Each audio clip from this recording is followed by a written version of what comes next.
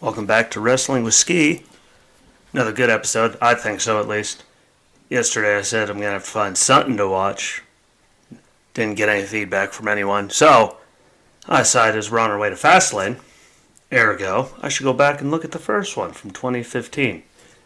Which, when you first turn on, you're like, man, like this is right before so much stuff, like, actually went on and happened. So, I was thoroughly, I was impressed and I enjoyed it just because, it's been so long since I even watched it. I mean, 6 years now? And they're like, man, look at all that. And that was right before that, the first really long WrestleMania, at least seemed like it went on and on and on and on forever out in San Francisco. But let's jump into it though. First match was a 6-man tag match, which, when done right, are really good. I have no problem with that. With Dolph Ziggler, Rowan, Ryback against the Big Show, Corporate Kane. Back that was when he, gave his loyalty to the Authority, and a very, very young and Money in the Bank contract holding Seth Rollins. Which, just to go, wow, that really was. Just to think of where everything has gone since then. And they also had J&J Security there. And, J&J Security, those two guys, they also had a really good run. Jamie Noble, when he was running around, he had Nydia. He was a Cruiserweight champion. He had that run. And then a brand new to Raw, Sheamus, gave him all those attacks, and then boom, surprisingly, he's retired. And he's gone. Which, is a great way to debut no character. But he was there, along with Joey Mercury, who was with Nitro. And Melina was the manager. Who's now John Morrison, but, that was a great tag team. They had a solid run. Pro Wrestling Illustrated Tag Team of the Year. They won. My allergies are all gone. One point, they won tag team titles. A lot of tag team titles. For the day, they were around for a couple years. And those two, everyone always forgets about them and everything they did. But look at them as that security detail just back then. And all the beatings they took in their, role in J&J Security. Which is a little tidbit that no one seems to, remember. But you go way back when, they were in there doing all kinds of stuff. They were good workers. And it was a great way to put them in there, do something, have the experience to be, Seth's security team. But, it was awesome. They did amazing, amazing things in that tag team. That was back at Ziggler, still, wearing those silver shorts.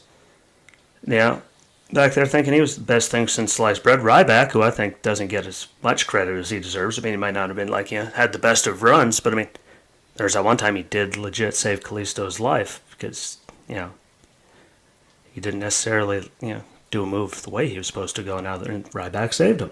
I thought, he was really over. That whole entire match, there were so many feed me more chants. You completely forget how much Ryback was over back then. And yeah, a lot of people didn't like him, but man, you look at all people now talking so much trash on the internet, but that dude was over. Over. I completely, just to look back at that, Corporate Kane, all of that. Just to see, people were even digging Corporate Kane. Running around in his, suit pants. Dress pants, there you go. Doing, he was still out there, and he was still Kane. He was still large in charge of getting it. This was before Mayor Kane, before he became mayor and all that stuff. That was amazing. And Dolph Ziggler again that night, back to him with his silver shorts, proved why. He's still there in the position that he's in, because the amount of counters that he was doing on everybody's moves, he was just crazy impressive. And he still is, which is why, again, he's still there, and he could still put on great matches with anyone. Ziggler was amazing. He still is. Whether you like the character or not. That is, especially to come from the Spirit Squad. Look how many of them stuck around. Exactly. Dolph Ziggler turned that into an amazing career. Should he probably have more title runs? Possibly. But He put on a hell of a show and proved just how amazing he is and why. He's still there. He might not be in the main event scene, but he is still there, working. He's done so many tags. Him and Robert Roode are a great team together. Like, they play well off of each other. They work, they make it seem good with their cohesion and how well they work together. But just the talent. Look how many Hall of Famers we have in there. Ziggler, gonna make it. Big Show, obviously. Kane, yeah, he's gonna be in the Hall of Fame. Seth Rollins, obviously. Rowan, probably not. At some point, I'm sure they'll put him in there, and Ryback, I don't even know if he's done wrestling yet. He said whenever he gets his body right, he will. So, him in the Hall of Fame of the WWE might be, a stretch at some point, but, he can come back and change everyone's mind. When he was there, people loved, they loved him. He was so over. There were so many Feed Me Mores. And they put on a great match. A great match. That was a great 6-man tag team match. They were granted it was on the road to WrestleMania, so the storylines always miraculously seemed to, not suck then. But just to see it, it was good to see all that talent, all doing their thing, all working well.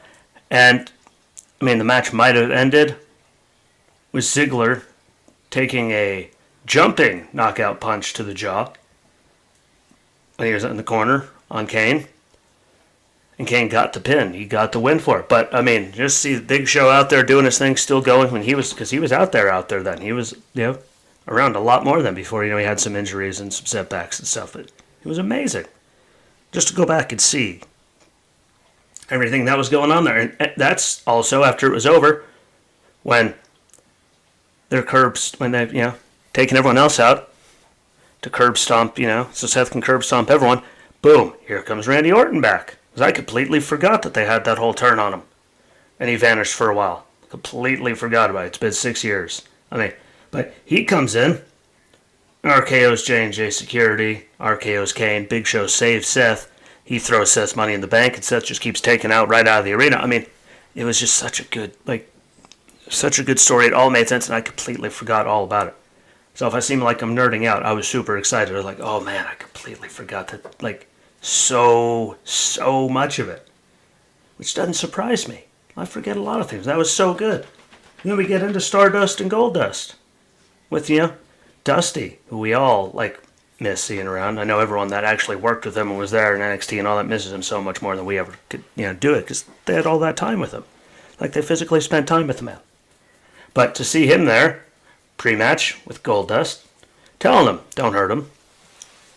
Well, doing the fatherly thing, telling him how he loves everybody. All the Cody chants for Stardust, because I completely forgot about that. How often do people sit down and go back and watch matches with Stardust from back then? They have one for WWE Champions, scrolling through my characters, I wouldn't even really remember he was, ever a thing. Except for when I see AEW, promotions. And I remember when he was, they relegated him all the way down to Stardust. Remember that?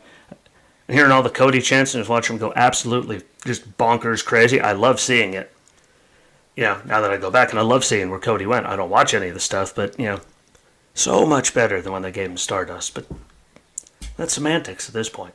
I can't do anything about it. He has moved on. He's got the names. He got all kinds. He is doing something with himself. Will he ever be back in WWE?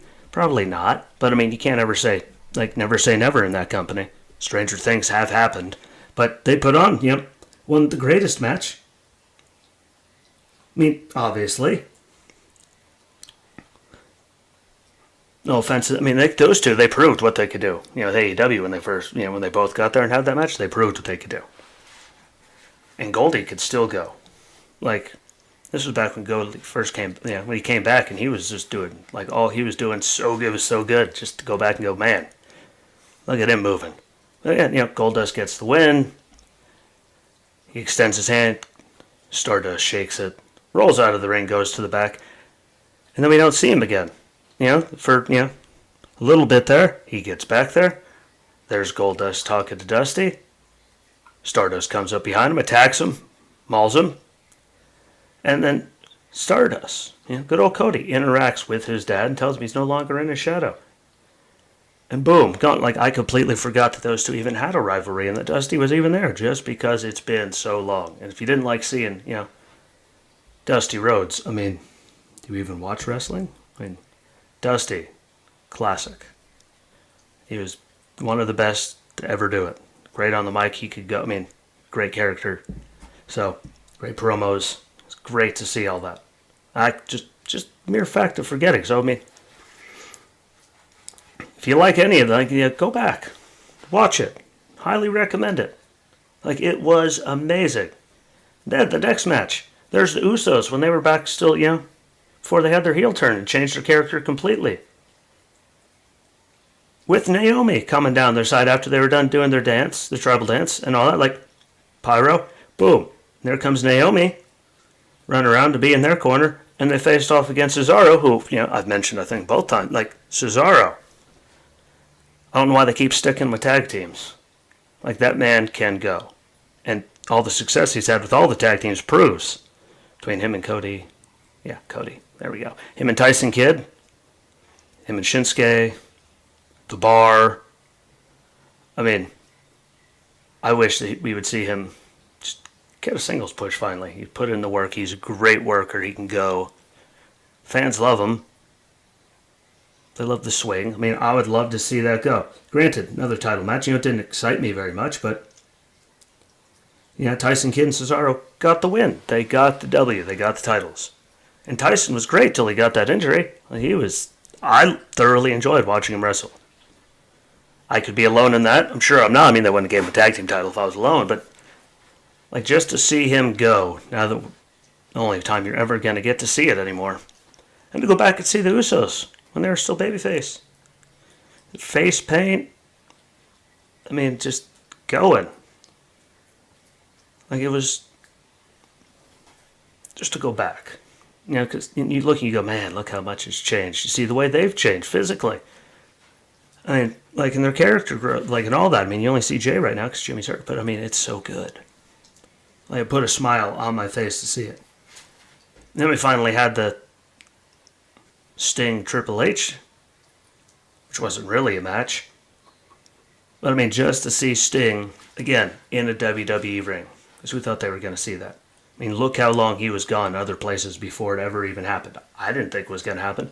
Would have loved to see it happen earlier for him and Taker, so when he was still really, when both of them were still really, a lot younger, could go a lot more, would have been great just to see the two of them in a ring together. Everyone wanted to see it. I would have been down to see it. But, I mean,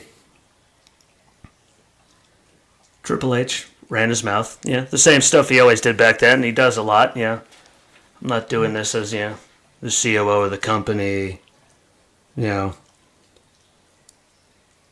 doing this, as me, the King of Kings, the game, all that yada, yada, yada. Ragging on Sting for being around and being a loser because he's stuck with the ship all the way to the end with WCW, never coming there. Like the usual stuff you would expect from Triple H's character. But I mean, just to see the two of them, though, together in the ring. Sting didn't even take off his, long jacket. Had his bat, the normal stuff that you would expect. Sting in his full character, Triple H being the full, I'm the reason that, you guys went out of business. I'm the reason there is a business. La-di-da-di-da. And all the same stuff you'd expect. But, I mean, it's sad to see how much, like back when he wasn't, just how good. Even now, he still has it cutting promos compared to a lot of people. After not doing it for that long, people get weeks and weeks where they're just doing it nonstop. And yet, he could still come out and cut it better than most people, for being completely honest. There's a reason he's still out there. Do I like seeing him go out there and wrestle? All the time? Like, no. Like when they do it. Like when they did the event, I think it was in Saudi Arabia, with, they got Shawn out of retirement against, the Brothers of Destruction. Like, everyone got hurt. Kane's mask fell off. It was just bad all around. That one shouldn't have happened. Him and Batista at Mania, that was good. They could both still go. Batista got what he wanted for years because he was saying he wanted his retirement match to be Triple H. But it's a whole different story. Triple H given the, you could just turn around and walk away, Hall of Fame, merchandise. You could have everything you've ever wanted in life. Blah, blah, blah, blah, blah, blah, blah, blah. And the moral of the whole entire thing, though, was Sting backed into the corner. Yeah, Triple H, with his bat in his neck, backs up a few steps, points at the WrestleMania sign. Again, crowd's going nuts. Nothing. He goes and does it again. Points back at it one more time. And he gets ready to turn around and walk away. Triple H comes around and tries to grab him and tack him. Boom. Hits him with the bat. Drops him in the mat. And I can look at that setup. And did I like the way that, Mania went? When it came to Sting? Like, would it have been nice to see him go over? Especially with how everything ended with him and Seth. Like, would it have been nice to see Sting, like, get the victory at Mania a little bit later? Not very long later, actually. Yeah. But I completely, just when I turn on, man, look at all that. Like, that led to that. And again, great stuff just to go back and watch it. Like, I thoroughly enjoyed every second of it. Then the Divas title with Paige against Nikki Bella. I mean, Nikki Bella squeezed it out. No one's ever going to say she was the best in the ring. I mean, she was there, Brie was there. It was a good match. It wasn't the best of matches, but I mean, they still went out there. They entertained people. They did it. It wasn't the longest thing. It wasn't the best thing. It wasn't the most technical. But maybe I was just really excited because we actually still got to see Paige, wrestle at that point, since everything, how it's all turned.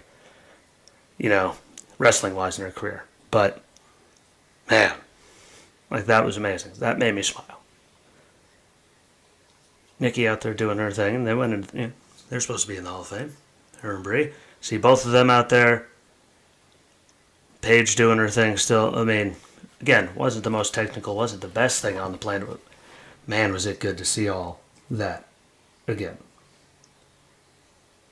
And then, after that, we get the Intercontinental title match with Bad News Barrett, which I still think, again, that was way better than just Wade Barrett. When you got the Bad News Barrett, that was amazing. That was glorious. And then him against Dean Ambrose. So this was right after, really not that long after the Shield broke up. And Seth turned on everyone. Right after that. And, I mean, they were out there they both proved why I wish that, Barrett would get out from behind the table on NXT and, get in and do it again. We'll have to wait and see how that works out. You can always hope. Can't judge a guy for hoping. You can always hope. And Dean Ambrose, who I think, should have got a better run out of the WWE. There's a lot of stuff there. You're going to go do this. Cartoon stuff. We all heard him talk since then that he didn't like at all. And then that, but man, just watching the two of them wrestle and to see them in their, both in their prime, doing their thing, it was amazing. It was really, really amazing because that really wasn't, again, that far. I mean, it was decently after, but when Seth turned on him, just to see how big of a role all three of them were playing at that time. Did it last that way? No, but just to see it, where they all were, and to see, Dean doing his thing, Bad News Barrett doing his thing, Bad News Barrett continuously, gets thrown back in the ring, rolls out to the other side. Thrown back in the ring after a whooping, rolls back out the other side. Tries to do it again, Dean catches him and just stomps the dirt right at the guy in the corner, gets himself disqualified, stomps on him some more, rolls out of the ring, and then he just walks out with the Intercontinental title. He loses by disqualification, but I do remember him having the title when he didn't win it. Very vaguely, but I remember it happening. And again, just watching it and seeing, the king, Bad News Barrett out there, just, the man he was good. He was special in my eyes. He was, out of everyone that came from the Nexus. Look, we got him, and look who's still here now. They got rid of Slater, sadly. He was there for forever. He looked great the last time we saw him on WWE programming, and Daniel Bryan, he became the big star out of that, after he got fired a few times and all that, but, just to see, Bad News Barrett. I hope the man comes back, and wrestles some, just so he can get that final chapter, because I think he deserved a bigger run than he got, but those two, it could have been a better match for just Ambrose. Doing that, crazy lunatic fringe as it was thing. So it was what it was. But I mean, those two put on a great match. Could it have been better? Sure. But I mean, it told a great story. Ambrose got to walk out with the IC title, even though he lost by DQ, which was just very Ambrose. And it was a good thing. It was, and then after that was done, boom, cue Undertaker's music. Wasn't even supposed to be there. Out come the Druids, rolling out a casket. They open up the casket, and boom, Bray Wyatt's in there. The new face of fear, Bray Wyatt, when he was doing that. And he calls out the Undertaker. I mean, who in the hell calls out the Undertaker? Very rarely does it happen. Very rarely does it work out well for them after it happens. But there it was. He put out a great promo. Bray is always, regardless of what you think of him, the man's great on a mic. And he put out a great promo there. Calling out the dead man. And we all know that led to a match at Mania. Taker got the win. That was after the year after he lost the streak to Lesnar. So this was leading right into him getting back up on the horse. Getting a victory after finally dropping one, which is a whole other story that we can get into at some point. But, I mean, Bray Wyatt on the mic back then is still, he's just as good now. I mean, look at the stuff he's doing with the Firefly Funhouse. Look at the progression he has made. I mean, it's kind of amazing, really. And The Fiend, I mean, if you don't think it's good, I mean, that's on you. But it's one of the best things they've had going for pretty good time now in the WWE. But just to see him back then as the second incarnation, with the new face of fear, and to see someone actually come out, Druids, fire, Taker's music, casket, calling out Taker. Well, that was just, it didn't happen especially guys like that. I mean, at least that shows just how much faith they had in him, and hopefully they keep it with him. But, like, that also happened. I was like, boom, I don't remember him being here. Boom, they open the casket, and there's Bray. I knew they had the match, but I completely forgot about it. It's little things like that. That, how many people left talking about that when that happened? I mean, that was amazing. The just talking point was, like, everyone was ready for WrestleMania. They knew it was going to happen, and they were just stoked to see it. There's nothing, like, I was just super ridiculously happy about that. And after that was done, Cena challenged Rusev for the United States Championship. And this was back when Rusev was on his roll, just really starting. Lana still spoke with the Russian accent, with the super tight bun, all dressed up in her suit. And that was way back then. He's still running around with the star from, Russia on his neck, Russian flag, like all that. And he was residing in Moscow.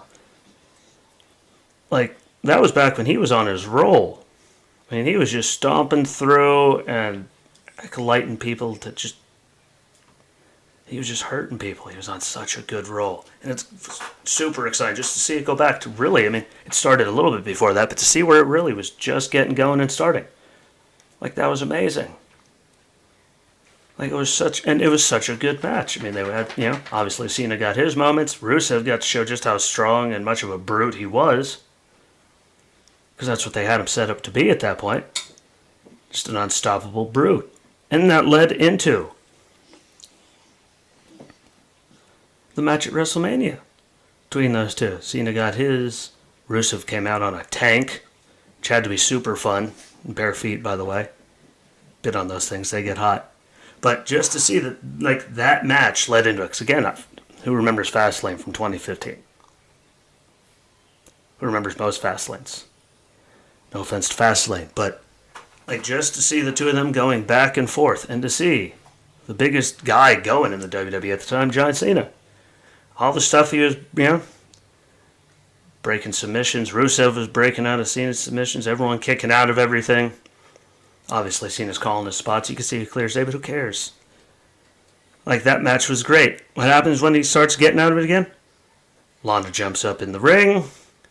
Rusev just launches his foot right into you know, gives him a low blow, blatant, violent, puts him back in the acolyte, and Cena passes out. So he didn't give up. He lost by submission, technically, but I mean, the story they told with all of that, and it led into a great WrestleMania moment. Because everyone remembers that.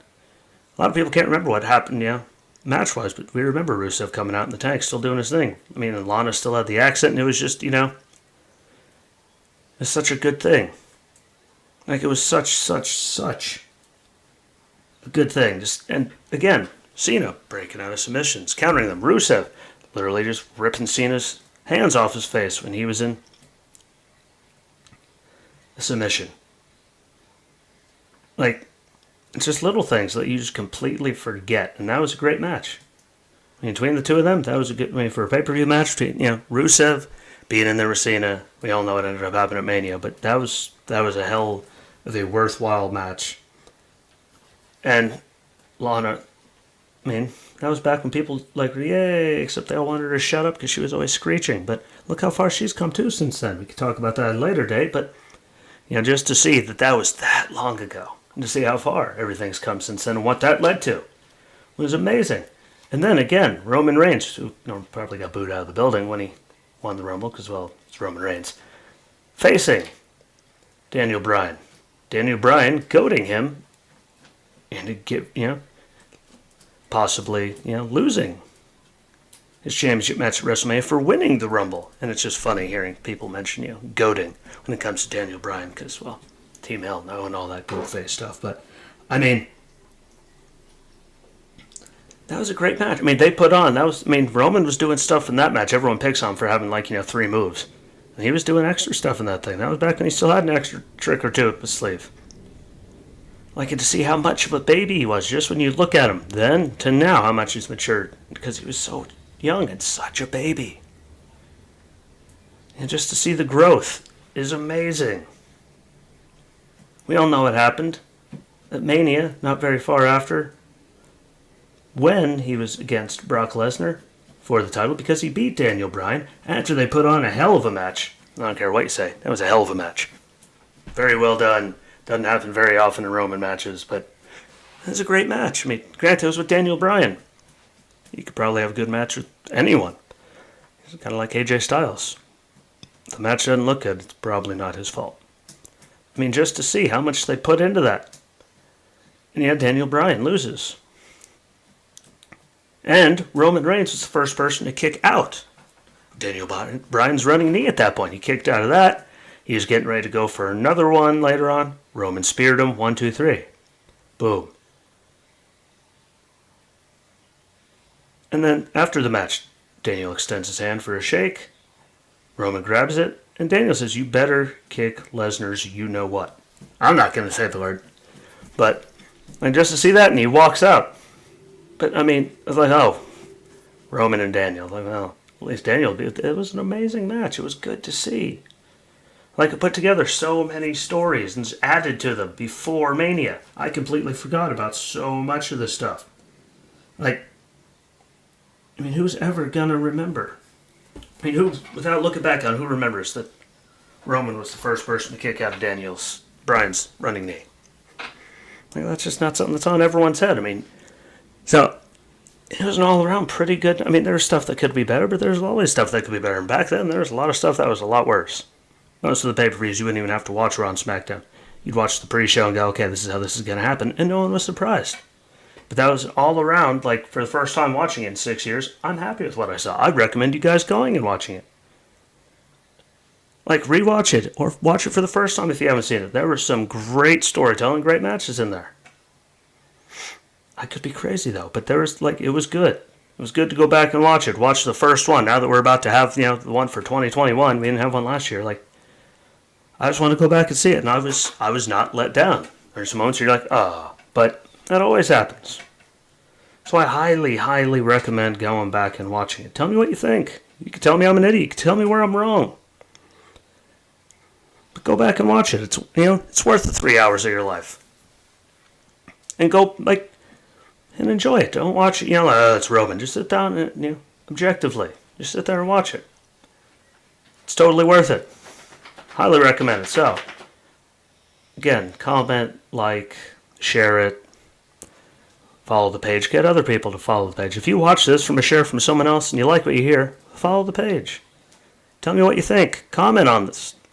Comment on the page. Tell me something that you think I should watch, or we could both watch, and then we could talk together on an episode and give each other's feelings about what we feel about it, and we could discuss. Like, I'm super looking forward to finally getting to start doing that one of these days.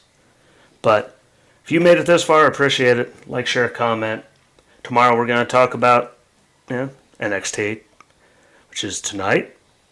My debriefing, some thoughts on that. And make sure you watch it. NXT, man, it was the best thing they had going for a while. So keep watching. A lot of exciting stuff coming. And I appreciate the watch. And I will see you guys, gals, tomorrow.